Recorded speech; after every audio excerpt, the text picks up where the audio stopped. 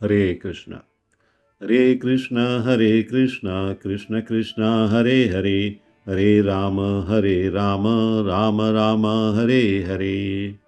श्रीमद् भगवत गीता का ये आज का श्लोक केवल एक फिलॉसफी नहीं है, ये भगवान का लिखित आश्वासन है। क्या है? डिवाइन गारंटी भगवान ने दी है। संसार में हर जगह लिखा होता है कंडीशंस अप्लाई, लेकिन भगवान के यहाँ पर कोई शर्त नहीं है। केवल एक ही बात मांगते हैं भगवान, और क्या मांगते हैं वो? अनन्य भक्ति। इसलिए भगवान कहते हैं अनन्यश्चिन्तयन्तो माम ये जनः पर्युपासते तेषां नित्यभियुक्तानां योगक्षेमं वहाम्यहम्। अनन्य, जिसका कोई अन्य लक्ष्य ना हो, अनन्य भाव से, चिंतयन्तः, चिंतन करते हुए, माम, मुझको, ये जो, जनः, व्यक्ति, पर्युपासते, ठीक से पूजते हैं, तेषाम, उन, नित्य, सदा, अभियुक्ता नाम, भक्ति में लीन मनुष्यों की, योग, आवश्यकताएं, क्षेमम, सुरक्षा या आश्रय, वहामी, वहन करता हूँ, अहम यानी कि मैं। तो भावार्थ और तात्पर्य हिज डिवाइन ग्रेस सी भक्ति वेदांत स्वामी श्रील प्रभुपाद के द्वारा। श्रील प्रभुपाद की जय। भावार्थ में श्रील प्रभुपाद लिखते हैं कि किंतु जो लोग अनन्य भाव से मेरे दिव्य स्वरूप का ध्यान करते हुए निरंतर मेरी पूजा करते हैं, उनकी जो आवश्यकताएं होती हैं उन्हें मैं पूरा करता हूँ, और जो कुछ उनके पास है उसकी रक्षा करता हूँ।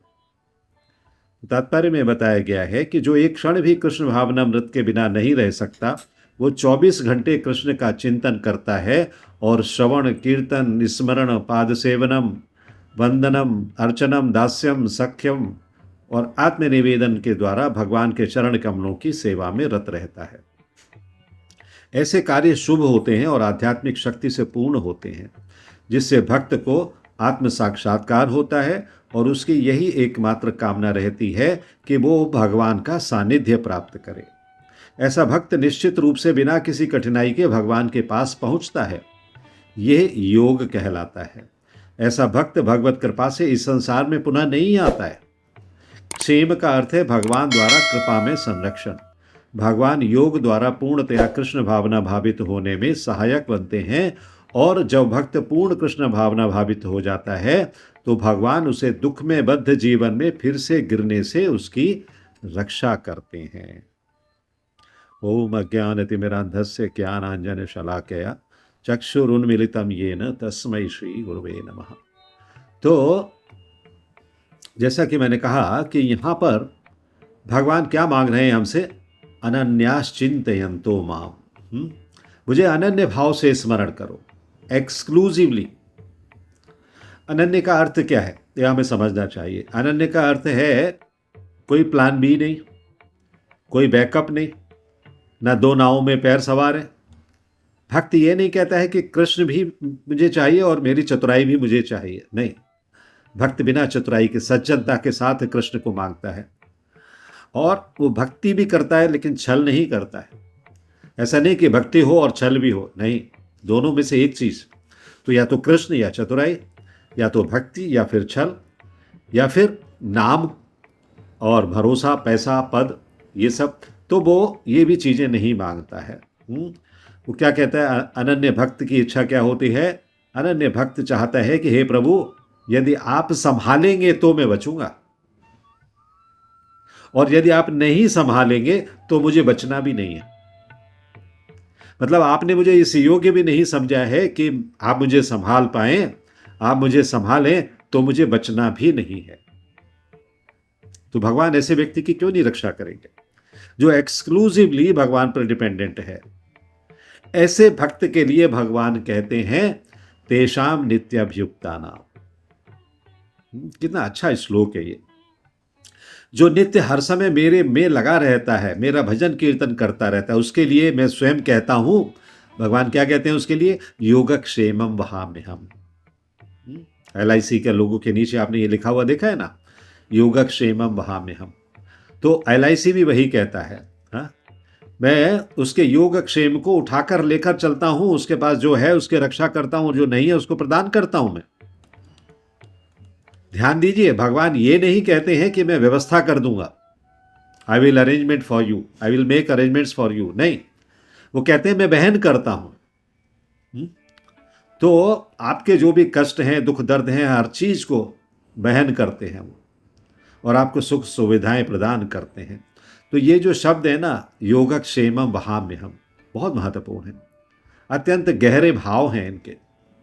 जैसे कोई माँ अपने शिशु को गोद में उठाकर चलती है, शिशु को पता भी नहीं होता रास्ता कैसा है, पत्थर हैं या कांटे हैं, गर्मी है या ठंडे, माँ सब सह लेती है।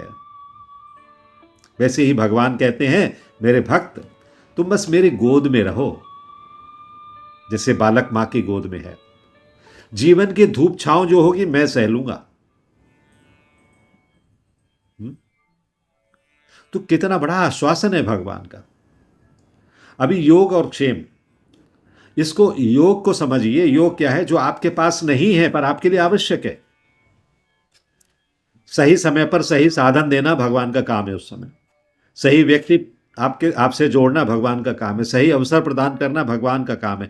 यहां तक कि सही वैराग्य और सही बुद्धि भी प्रदान करना भगवान का काम है। तो भगवान उसकी गारंटी ले रहे हैं, योगक्षेमम। और जो मिला है उसकी रक्षा करना, जो मिला है उसकी रक्षा करना, वो भी भगवान कह रहे हैं कि जो आपके पास है उसकी मैं रक्षा करता हूं। तो आपकी भक्ति की रक्षा करता हूं, आपकी श्रद्धा की रक्षा करता हूं, आपको गिरने से बचाता हूं। ये सब आश्वासन भगवान दे रहे हैं। और भक्त सोचता नहीं है कि मेरा क्या होगा, जैसे वो बालक सोचता नहीं है मेरा क्या होगा, मुझे ठंड लग रही है कि गर्मी लग रही है कि क्या होगा, सड़क में पत्थर हैं कि कांटे हैं। मां को सब सोचना है। उसी तरह से यहां भक्त ने 100% सरेंडर कर रखा है भगवान के ऊपर। भगवान को अब सोचना है कि इसका क्या करूं, है ना? क्योंकि जिसने भगवान को अपना बना लिया है उसका क्या होगा? भगवान की समस्या बन जाता है वो।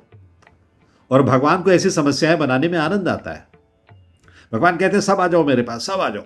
सबको बुला रहे, जितने भी जीव हैं इस ब्रह्मांड में सब आ जाओ मेरे पास, मैं सबकी रक्षा करूंगा। अब एक सांसारिक दृष्टांत सुनिए। सांसारिक दृष्टांत इस श्लोक के विषय में होना चाहिए कि जब कोई कर्मचारी किसी बड़ी कंपनी में फुल टाइम जुड़ा हुआ है तो वो अपना घर ऑफिस अलग नहीं बनाता है। क्यों? क्योंकि कंपनी कहती है तुम काम करो, सैलरी, इंश्योरेंस, सिक्योरिटी हम देख लेंगे। वो अपनी सब व्यवस्था जो है कंपनी से करवा लेता है। और यहां तो कंपनी नहीं है, स्वयं भगवान कह रहे हैं।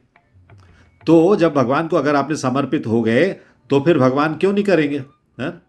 उसे किसी चीज की चिंता नहीं होती, उसे घर की भी चिंता नहीं होती। घर में भी नौकरी से लोन मिल जाता है, घर बना लो, हो गया काम। इंश्योरेंस ले लो कंपनी से, आपके हेल्थ की प्रॉब्लम समाप्त।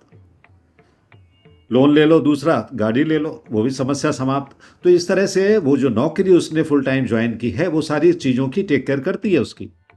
उसी तरह से भगवान को यदि आप समर्पित हो गए तो भगवान आपकी हर चीज़ की व्यवस्था करेंगे, हर चीज़ आपको प्रदान करेंगे। इसीलिए कहा उन्होंने वहां में हम कहते हैं क्या, तुम मेरी भक्ति करो बस। जीवन की सारी समस्याएं, चाहे वो HR हो, चाहे वो फाइनेंस हो, चाहे वो लेबर लॉ हो, चाहे कोई भी चीज़, सब मैं संभाल लूंगा। चाहे हेल्थ मिनिस्ट्री हो, सब मैं संभालूंगा, तुम मेरी भक्ति करो बस। वैदिक साहित्य में इस श्लोक की जीती जाती व्याख्या है। क्या कहा गया है कि प्रहलाद महाराज का उदाहरण लीजिए। न पिता का सहारा है, न राज्य की सुरक्षा है, जबकि वो राजा के पुत्र हैं। इतने महान राजा हैं जिनका पूरी पृथ्वी पर शासन है, फिर भी पुत्र असुरक्षित है। देखा आपने कि कितनी बड़ी विडंबना है। तो भगवान उनकी रक्षा के लिए स्तंभ फाड़कर आ गए, खंभा फाड़कर आ गए। द्रौपदी का उदाहरण, जब सब उपाय टूट गए तब वस्त्र बढ़ता चला गया, बढ़ता चला गया, बढ़ता चला गया, रुका ही नहीं। विभीषण राम के पास सब कुछ छोड़कर आ गए तो भगवान ने कहा अब तुम्हारा उत्तरदायित्व मेरे ऊपर है। हाँ? तो शील प्रभुपाद इसी भाव को यहां पर प्रकट करते हैं। कहते हैं कि जो भक्त कृष्ण चेतना के बिना एक क्षण भी नहीं रह सकता, उसके जीवन में अभाव नहीं आएगा कभी। उसके जीवन के सारे अभाव भगवान भर देंगे। क्योंकि जहां भगवान स्वयं पालक हैं, वही हमारे केयर टेकर हैं, वहां अभाव कैसे रह सकता है। अतः ये श्लोक हमें समझाता है कि भक्ति कोई कमजोरी नहीं है, भक्ति कोई विवशता नहीं है, भक्ति कोई मजबूरी नहीं है, भक्ति सबसे बड़ी सुरक्षा है। क्यों? क्योंकि वो भगवान से हमें प्राप्त हो रही है। जब हम कहते हैं हे कृष्ण मैं आपका हूं, तो कृष्ण कहते हैं फिर तुम अकेले नहीं हो। फिर भी हम कई बार कहते हैं मैं अकेला पड़ गया हूं, मैं अकेला हूं, लेकिन इसका मतलब है कि आपने कृष्ण को अपने साथ जोड़ा ही नहीं है। कृष्ण को अगर आप जोड़ लोगे, कभी आप ये कहने की भूल नहीं करोगे कि मैं अकेला हूं। अकेले नहीं हो, कृष्ण है आपके। ये 9.22 एक अमृत के रूप में काम करता है, क्योंकि इसमें शरणागति का पूर्णता प्राप्त हो रहा है, विश्वास की पूर्णता प्राप्त हो रही है, भगवान की करुणा की पूर्णता प्राप्त हो रही है। कुछ भी अधूरा नहीं है, एवरीथिंग इज परफेक्ट। तो इस श्लोक से हम कुछ पॉइंट निकालते हैं जो कि आप उन पर अंतिम रूप से चिंतन कर सकते हैं। कौन से पॉइंट है? अनन्य भक्ति, पहला पॉइंट, पूर्ण भरोसा। अनन्य का अर्थ क्या होता है? कोई दूसरा नहीं है, एक ही है, नन अदर देन भगवान। तो जब तक हम भगवान को एक विकल्प मानते हैं, तब तक ये श्लोक एक्टिव नहीं होता है। इस श्लोक के माध्यम से मिलने वाली कृपा एक्टिव नहीं होती है। भगवान विकल्प नहीं है, अल्टरनेटिव नहीं है, भगवान ही मेन है, प्रिंसिपल वही है। जिस दिन भक्त कह देता है हे कृष्ण अब आप ही सब कुछ हैं, उसी दिन भगवान कहते हैं अब जिम्मेदारी मेरी है, अब तो इसने सरेंडर कर दिया है। तो अर्जुन ने जैसे किया, द्रौपदी ने जैसे किया, प्रहलाद महाराज ने जैसे किया, ध्रुव महाराज ने जैसे किया, बहुत सारे उदाहरण हैं। इवन हमारे शील प्रभुपाद ने ऐसा ही किया। तो भगवान ने उनकी जिम्मेदारी ली। हार्ट अटैक आए लेकिन फिर भी बचाया उनको, उसके बाद भी 10-12 साल जीवित रखा, सारे काम कर लिए उन्होंने, 108 मंदिर बना लिए, उसके बाद फिर उनको अपने धाम में बुलाया। दूसरा पॉइंट क्या है यहाँ पर? भक्त का काम। भक्त का काम क्या है? भक्ति, दूसरा कोई काम नहीं है। व्यवस्था कौन करेगा फिर उसकी? भगवान करेंगे। जब भक्त भक्ति में लगा हुआ है तो भगवान को उसकी सारी व्यवस्था देखनी है। इस श्लोक में भगवान ने कभी नहीं कहा तुम व्यवस्था करो मैं मदद करूंगा, हाँ नहीं, उन्होंने कहा मैं वहन करता हूं। हाँ, तो भक्त का कार्य है जो यहां भक्ति के 9 स्टेप्स बताए गए ना, श्रवणम कीर्तनम विष्णु स्मरणम। तो जीवन की चिंताएं भक्ति में बाधा नहीं बननी चाहिए, बल्कि भगवान को सौंपने की वस्तु। ये चिंताएं भगवान आ रही हैं हमारे पास से ले लो। हाँ, तो भगवान तो आने ही नहीं देंगे ना, फिर ले लेंगे। जब आप समर्पण के भाव में होगे तो चिंताएं कोई नहीं आएंगी। सब भगवान पहले से ही प्रोटेक्शन वॉल लगा के रखेंगे, सारी चिंताएं उनके पास चली जाएंगी। और योगक्षेम का अर्थ केवल पैसा नहीं है। तीसरा पॉइंट, योगक्षेम का अर्थ केवल पैसा नहीं है, केवल धन नहीं है, केवल वेल्थ नहीं है। योगक्षेम क्या है? कभी कभी भगवान हमें वो चीज नहीं देते जो हम चाहते हैं, लेकिन वो चीज अवश्य दे देते हैं जो हमें चाहिए। इसमें अंतर है, जो हम चाहते हैं और जो हमें चाहिए। What we deserve, what we want. जो हम चाहते हैं मतलब व्हाट वी वांट। हम हम चाहते हैं हम चंद्रमा पर घर बना लें जाके, हम ये कर लें, हम वो कर लें, नहीं। हम डिजर्व क्या करते हैं? जो हमें चाहिए वो क्या है? तो वो चीज अवश्य देते हैं जो हम डिजर्व करते हैं। जैसे वैराग्य, भौतिक जगत से वैराग्य, सही समझ, गलत रास्तों से सुरक्षा भगवान हमें प्रदान करते हैं क्योंकि हम भक्ति कर रहे हैं। ये भी भगवान की सबसे बड़ी कृपा है। तो जो धन है, लक्ष्मी है, जो वेल्थ है ना, इसके अलावा भगवान हमें ये सारी चीजें भी प्रदान करते हैं और यही मुख्य हैं। चौथा क्या है? चौथा है जहां शरण है वहां भय नहीं होता है। भगवान की शरण अगर ले ली तो भय का नाम नहीं रहेगा। तो जो व्यक्ति अपने जीवन का केंद्र भगवान को बना लेगा, वो भविष्य से डरता नहीं है। कैसा भी दिन हो आने दो, भगवान है ना। क्योंकि उसका भविष्य अब अनिश्चितता के हाथ में नहीं है, भगवान के हाथ में है।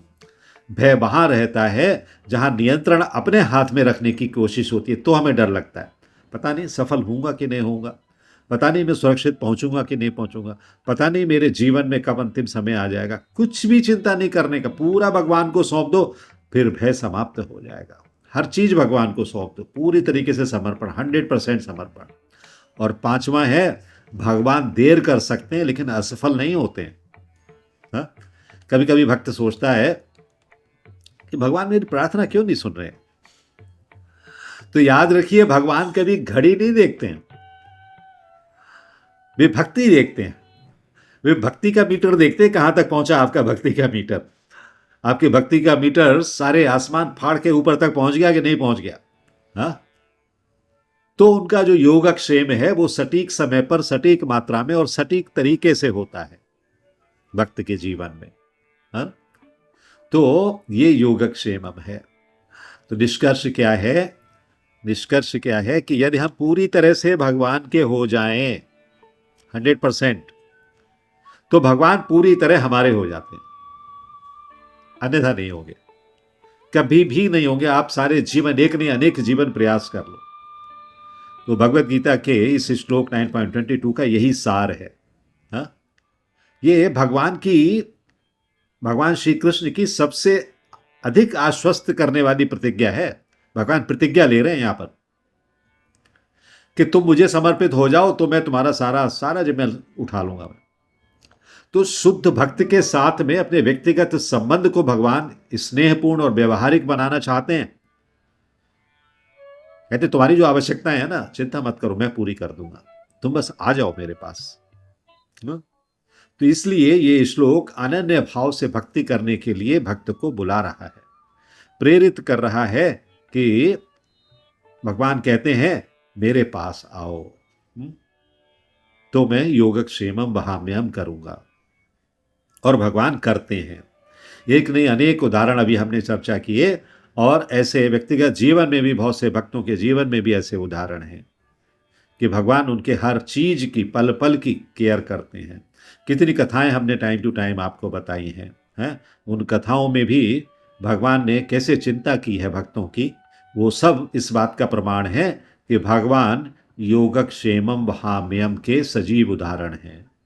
हरे कृष्ण कृष्ण कृष्ण हरे हरे, हरे राम राम राम हरे हरे, हरे Krishna. If you like this video, press the like button and share it with your family and friends. If you want to watch more such videos, please subscribe to our channel, and for getting updates, press the bell icon.